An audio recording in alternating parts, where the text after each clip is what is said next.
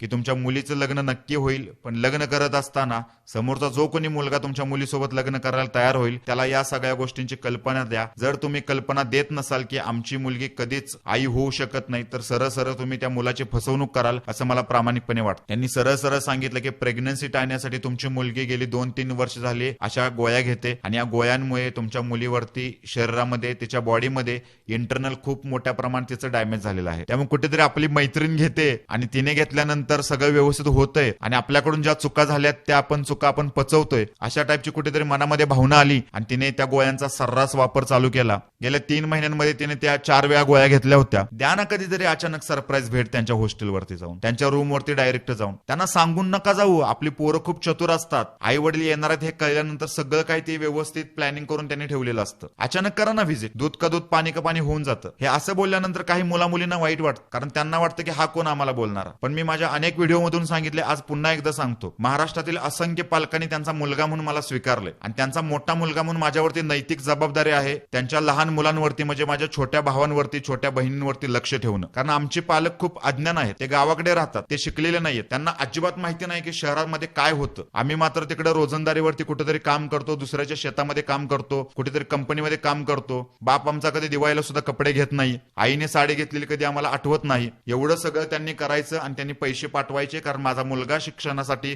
पुण्यामध्ये राहतोय आणि तो शिकून साहेब होणार आहे, तो शिकून चांगल्या नोकरीला लागणार आहे आणि मुलं मात्र इकडे हे गुण उधळतात. हे पालकांपर्यंत पोहोचवणं मला महत्वाचं वाटतं, मला गरजेचं वाटतं. त्याच्यामुळे मी ही माहिती तुमच्यापर्यंत पोहोचवत असतो, तुम्हाला ह्या गोष्टी सांगत असतो. नमस्कार, मी रोहित पाटील. एक अतिशय धक्कादायक घटना या व्हिडिओच्या माध्यमातून मी सांगणार आहे. धक्कादायक घटनेपेक्षा मी याला म्हणेन आज एका वस्तुस्थितीची मी पोलखोल करणार आहे. हा व्हिडिओ त्या पालकांसाठी आहे ज्या पालकांच्या मुली वयात आलेल्या आहेत, मोठ्या झालेल्या आहेत, शिक्षणासाठी बाहेर राहतात. तसं पाहायला गेलं तर हा संपूर्ण व्हिडिओ सर्वच महिलांसाठी आणि खास करून मुलींसाठी आहे. त्यामुळे व्हिडिओ शेवटपर्यंत पहा. व्हिडिओच्या थंबनेलवरती मी एक टायटल दिलंय, ते टायटल वाचल्यानंतर कदाचित तुम्हाला असं वाटलं असेल की रोहित पाटील हा काय बोलतोय, असं कसं बोलू शकतो. परंतु याची अनेक उदाहरणं मी तुम्हाला पुराव्यानिशी देऊ शकतो. या धक्कादायक प्रकरणाबद्दल सांगण्या अगोदर सर्व पालकांना माझी कळकळीची विनंती आहे की या व्हिडिओमधून मी जे काही तुम्हाला सांगणार आहे त्याची तुलना प्लीज आपल्या मुलांसोबत करू नका. परंतु आपण कसं जबाबदारीनं राहिलं पाहिजे, आपण कसं मुलांना शिक्षण दिलं पाहिजे हे मात्र या व्हिडिओमधून तुम्हाला नक्कीच समजेल आणि त्यावेळी तुम्ही मात्र तुमच्या पाल्यांना मार्गदर्शन करू शकता. तत्पूर्वी एक छोटीशी विनंती, जर तुमची मुलं ग्रॅज्युएशनच्या शेवटच्या वर्षाला असतील आणि तुमचं जर स्वप्न असेल की आपल्या मुलांनी IT मध्ये जाऊन करिअर करायचं, तर त्या सर्वांसाठी एक अतिशय सुवर्ण संधी आहे. स्क्रीनवरती तुम्हाला एक नंबर दिसतोय, संदीप भुतारे सरांचा S इन्फोटेक या नावाने क्लास आहे हडपसरमध्ये. त्यांच्या महाराष्ट्रामध्ये विविध ठिकाणी ब्रँचेस सुद्धा आहेत, तिथे तुम्ही क्लास करू शकता. क्लास करत असताना तुम्ही आवर्जून माझं नाव सांगू शकता. माझं नाव सांगितल्यानंतर तुम्हाला फी मध्ये सुद्धा सवलत दिली जाईल. विश्वास ठेवा, 100% प्लेसमेंटसाठी तुम्हाला हा क्लास नक्की मदत करेल. गेल्या काही दिवसांपासून मला अनेक मुलींचे, अनेक महिलांचे मेल्स येत आहेत, मेसेजेस येत आहेत की गर्भपाताच्या गोळ्या या टॉपिकवरती तू नक्की बोलावंस, कारण प्रत्येकाचे वेगवेगळे अनुभव असतात आणि त्या अनुभवांचं अनुकरण आपण करत असतो. खरं तर ही गोष्ट अशी आहे जिथे आपण वैद्यकीय सल्ला घेणं गरजेचं असतं, पण बऱ्याच वेळा काय होतं, काही गोष्टी जाणून बुजून लपवल्या जातात. अर्थात आपल्याकडून त्या गोष्टी चुकून घडलेल्या असतात आणि ती चूक कुठेतरी आपल्याला लपवायची असते. पिंपरी चिंचवड मधील एका 19 वर्षाच्या मुलीबाबत खूप अतिशय वाईट घडलंय आणि त्या मुलीच्या आईने आपल्याला सगळा तो ड्राफ्ट लिहून पाठवलेला आहे आणि त्यांचं असं म्हणणं आहे की माझी मुलगी याला अपवाद नाहीये. आज अनेक मुली सर्रास या गोळ्यांचा वापर करतात, अनेक महिलांकडून सुद्धा या गोळ्यांचा सर्रास वापर होतो आणि त्यांची अशी विनंती आहे की जीवावरती एखादी गोष्ट बेतण्यापेक्षा तू तुझ्या व्हिडिओच्या माध्यमातून लोकांना सांग, महाराष्ट्रातील सर्व जनतेला सांग, अनेक महिलांना सांग की अशा टाईपच्या गोळ्या कुठल्याही वैद्यकीय सल्ल्याशिवाय, डॉक्टरांच्या सल्ल्याशिवाय घेऊ नका. त्याचं झालंय असं, मूळचे धुळे जिल्ह्यातील असलेली एक आई वडील काही वर्षांपूर्वी आपल्या पुण्यामध्ये राहायला येतात. पुण्यामध्ये आल्यानंतर त्यांच्या मिस्टरांची नोकरी इथेच असल्यामुळे इथेच त्या स्थायिक होऊन जातात. आज त्या स्वतःला पुणेकर म्हणूनच सांगत असतात. त्यांची मुलं पण इथंच लहानाशी मोठी होतात. कुठेतरी शिक्षणाचं माहेरघर आपल्या पुण्याला म्हटलं जातं आणि त्याच्यामध्ये काय चुकीचं आहे असं मला वाटत नाही, कारण संपूर्ण महाराष्ट्रामधून अनेक पाल्यांची मुलं मुली इथं शिक्षणासाठी येत असतात, कारण शिक्षणाचा दर्जा सुद्धा तसा आहे. पण गेल्या काही वर्षांचा तुम्ही जर अभ्यास केलात तर गेल्या 5-10 वर्षांमध्ये या गोष्टी कुठेतरी बदलताना दिसत आहेत. आज आपल्याला पुण्यामध्ये बऱ्याच चांगल्या वाईट गोष्टी रोज घडताना दिसत आहेत. यावरती कुणाचाच वचक राहिलेला नाहीये. अर्थात ती गोष्ट खूप वेगळी आहे, त्याच्यावरती मी इथं बोलणार नाहीये. साधारणतः त्यांच्या मुलाचं शिक्षण इथेच झालं. मुलगी नुकतीच वयात आली होती आणि आत्ता त्यांची मुलगी अवघी 19 वर्षांची आहे.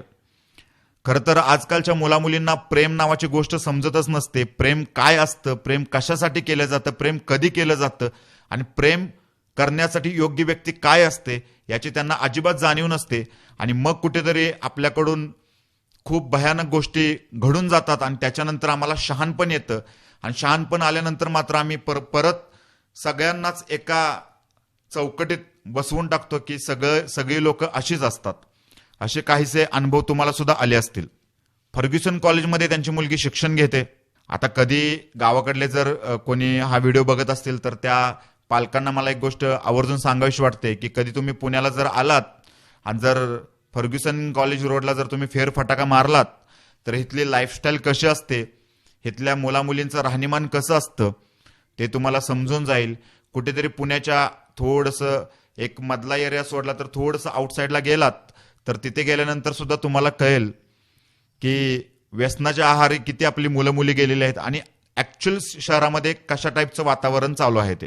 त्यांची मुलगी फर्ग्युसन कॉलेजमध्ये शिकते आणि वयाच्या 16व्या वर्षी एका मुलाच्या प्रेमात पडली.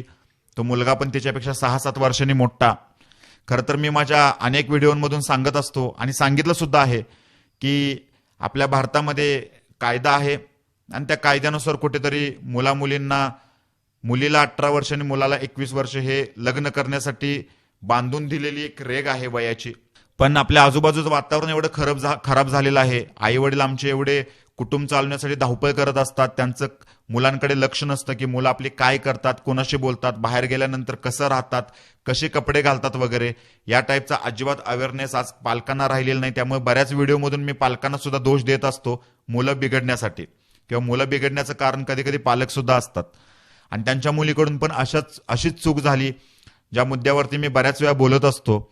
अगदी 16 वर्षाची असल्यापासून 6-7 वर्षांचा तिचा जो बॉयफ्रेंड आहे मोठा, त्याच्यासोबत ती फिजिकल रिलेशनशिपमध्ये आली. मी जसं सांगत असतो की वेगळी गोष्ट एखादी करायची असते तेव्हा सुरुवातीला सगळेच जण घाबरतात, परंतु एकदा का ती चूक पचली, ती गोष्ट आपल्याकडून झाली की मग मात्र आपण सराईत गुन्हेसारखं बेभान होऊन त्या गोष्टी करायला लागतो. ना आपल्याला संस्कृतीचं भान राहतं, ना संस्काराचे आपल्या आई वडिलांनी जे संस्कार आपल्यावरती केलेले असतात, ना त्यांच्या शिकवणीचं भान राहतं, ना आपल्या शरीराची आपण व्हॅल्यू करतो. आणि मग कुठेतरी पुढे जाऊन खूप मोठी फसवणूक होते. मग मात्र आपण व्यवस्थेला दोष देतो, आई वडिलांना दोष देतो, परिस्थितीला दोष देतो, आजूबाजूच्या वातावरणाला दोष देतो. आणि जसं की मी सांगितलं की वयाच्या 16 वर्षापासून ती एका मुलासोबत फिजिकल रिलेशनशिपमध्ये आली आणि त्याच्यानंतर मग त्या गोष्टी कंटिन्यू चालूच राहिल्या. आणि ही मुलगी प्रेग्नेन्सी टाळण्यासाठी IPL सारखी गोळी किंवा मग अनवॉन्टेड 72 सारख्या गोळ्या मिळतात, ज्या गोळ्याने प्रेग्नेन्सी थांबवली जाते, अशा टाईपच्या गोळ्या घ्यायला चालू केल्या तिने. आता ही गोष्ट ती घरामध्ये सांगू शकत नव्हती. कुठल्या तोंडाने सांगणार? घरातून मारहाण झाली असती, शिक्षण तिचं बंद केलं असतं, किंवा ती ह्या गोष्टी नैतिकतेला धरून नाहीच आहेत. त्यामुळे कुठेतरी आपली मैत्रीण घेते आणि तिने घेतल्यानंतर सगळं व्यवस्थित होतंय आणि आपल्याकडून ज्या चुका झाल्यात त्या चुका आपण पचवतोय, अशा टाईपची कुठेतरी मनामध्ये भावना आली आणि तिने त्या गोळ्यांचा सर्रास वापर चालू केला. गेल्या 3 महिन्यांमध्ये तिने त्या 4 वेळा गोळ्या घेतल्या होत्या. खरं तर अशा टाईपच्या गोळ्या ह्या डॉक्टरांच्या सल्ल्याशिवाय घ्यायच्या नसतात, कारण या गोळ्यांमुळे शरीरामध्ये इंटरनल डॅमेज होत असतं. आता विषय असा आहे की तिने जेव्हा ही पहिली गोळी घेतली तेव्हा तिला प्रचंड मोठ्या प्रमाणात रक्तस्राव झाला. त्याच्यानंतर 15 दिवसानंतर तो रक्तस्राव थांबला. या सगळ्यांमध्ये तिला खूप मोठ्या प्रमाणात विकनेस आला होता, अशक्तपणा आला होता. तरी सुद्धा तिने या गोष्टी घरातल्यांना सांगितल्या नाहीत, कारण आई वडील पिंपरीमध्ये राहतात आणि मुलगी FC रोडला, म्हणजे अगदी पिंपरीपासून मला वाटते 15 किलोमीटरवरती फर्ग्युसन कॉलेज रोड आहे, तरी सुद्धा ती इथं हॉस्टेलवरती राहते. खरं तर अशा वेळी आई वडिलांनी चौकशी करायला पाहिजे होती आपल्या मुलीची, पण आई वडिलांकडून चूक झाली की त्यांनी मुलीची चौकशी केली नाही. आणि मी जसं सांगितलं की तिने 3 महिन्यात 4 वेळा या गोळ्यांचा वापर केला. पहिल्या गोळीमध्ये खूप रक्तस्राव झाला, 15 दिवसानंतर तो रक्तस्राव थांबला, परत तिने दुसरी गोळी घेतली, परत तिसरी गोळी घेतली, असा करत करत त्या गोळ्यांचा तिचा ओव्हरडोस झाला तिच्यावरती आणि मग सिच्युएशन खूप क्रिटिकल होत गेली. त्यावेळी मात्र घरातल्यांनी तिला ऍडमिट केलं आणि घरातल्यांनी ऍडमिट केल्यानंतर डॉक्टरांनी जे सांगितलं ते सांगितल्यानंतर आई वडिलांच्या पायाखालची वाळूच सरकली. त्यांनी सरळ सरळ सांगितलं की प्रेग्नन्सी टाळण्यासाठी तुमची मुलगी गेली 2-3 वर्ष झाली अशा गोळ्या घेते आणि या गोळ्यांमुळे तुमच्या मुलीवरती शरीरामध्ये तिच्या बॉडीमध्ये इंटरनल खूप मोठ्या प्रमाणात तिचं डॅमेज झालेलं आहे. पालकांनो, हे जे प्रकरण जेवढं वाटतं ना तेवढं सोपं नाहीये. आपल्या सुद्धा मुलांकडून मुलींकडून अशा खूप मोठ्या मोठ्या चुका होत असतात. आपली मुलं आपल्या मुली बऱ्याच गोष्टी आपल्यापासून लपवत असतात आणि कुठेतरी मग इथं या गोष्टी आल्या की मग मात्र आई वडिलांच्या डोक्याला ताप देऊन टाकतात.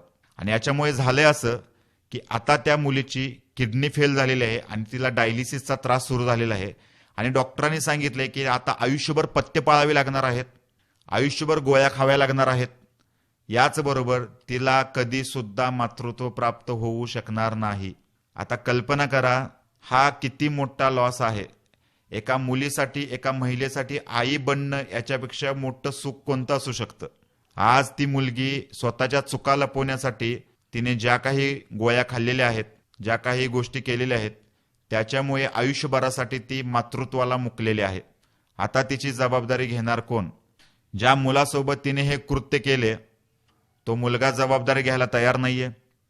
तो मुलगा म्हणतो माझा काही संबंध नाहीये, आम्ही रिलेशनशिपमध्ये होतो म्हणून या सगळ्या गोष्टी केल्या. त्या मुलाने जबाबदारी झटकलेली आहे आणि आता त्या मुलाने सुद्धा तिच्यासोबतचा कॉन्टॅक्ट बंद करून टाकलेला आहे. आई वडिलांच्या नजरेमध्ये मुलीची इमेज आयुष्यभरासाठी डागाळलेली आहे.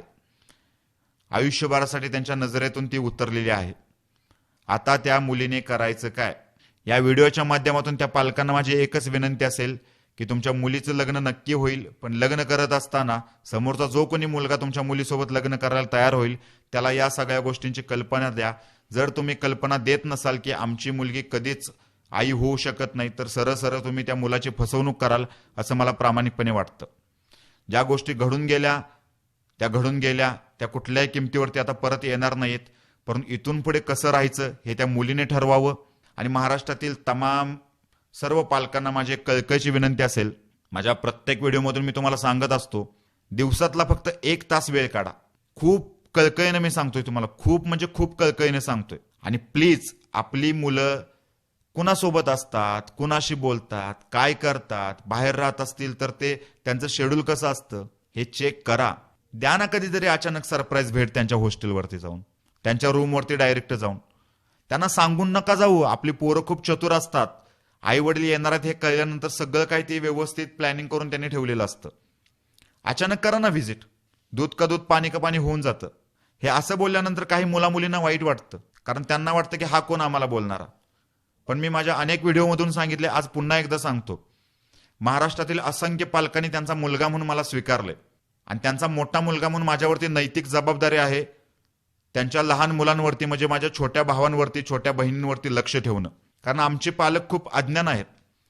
ते गावाकडे राहतात, ते शिकलेले नाहीत, त्यांना अजिबात माहिती नाही की शहरामध्ये काय होतं. आम्ही मात्र तिकडे रोजंदारीवरती कुठेतरी काम करतो, दुसऱ्याच्या शेतामध्ये काम करतो, कुठेतरी कंपनीमध्ये काम करतो. बाप आमचा कधी दिवाळीला सुद्धा कपडे घेत नाही, आईने साडी घेतलेली कधी आम्हाला आठवत नाही. एवढं सगळं त्यांनी करायचं आणि त्यांनी पैसे पाठवायचे, कारण माझा मुलगा शिक्षणासाठी पुण्यामध्ये राहतोय आणि तो शिकून साहेब होणार आहे, तो शिकून चांगल्या नोकरीला लागणार आहे. आणि मुलं मात्र इकडे हे गुण उधळतात. हे पालकांपर्यंत पोहोचवणं मला महत्वाचं वाटतं, मला गरजेचं वाटतं. त्याच्यामुळे मी ही माहिती तुमच्यापर्यंत पोहोचवत असतो, तुम्हाला ह्या गोष्टी सांगत असतो. आणि पुन्हा एकदा सांगतोय, आपल्या मुलांवरती लक्ष ठेवा. पुढे मोठा अनर्थ घडण्यापासून वाचू शकतो, टळू